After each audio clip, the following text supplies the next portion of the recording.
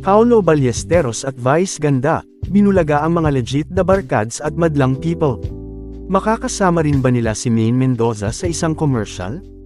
Usap-usapan nga ngayon online ang bagong labas na commercial ad ng McDonald's, dahil sa hindi expected na collaboration, kung saan nagsama ang dalawang bigating pangalan sa mundo ng pelikula at entertainment, at mga host ng magkaribal na noontime show na EAT at It's Showtime. Nilabas nga kanina ng McDonald's ang video na may caption na, "Mac share the love, there is so much love to share this Christmas." Basta Mac share box, pati magkaribal nagkakasundo. #Mac share the love. Kasalukuyan nga itong mayroong mahigit na kalahating milyong views at nakakuha ng mahigit 60,000 na reaksyon mula sa mga netizens. Marami naman ang may haka-haka na baka may kasunod pa ang commercial na ito. At baka lumabas daw si Maine Mendoza sa susunod na video bilang isang tricycle driver. Dahil kung mapapansin natin sa dulong bahagi ng video, makikita na nag-aabang ng masasakyan sina Vice Ganda at Paulo Ballesteros, at may maririnig din tayo na busina ng isang tricycle.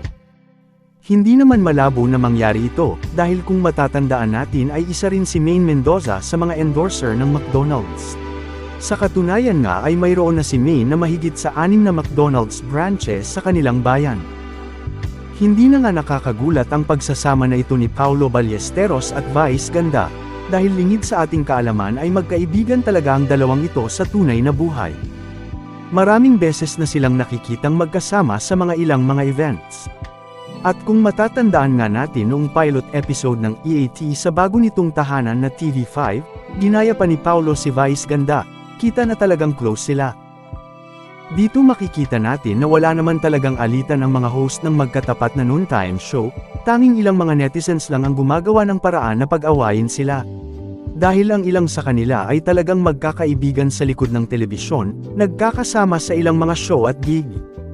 Maraming ang mga netizens ang natuwa sa ginawang ito ng McDonald's. Wow! Seeing these two in one commercial is priceless.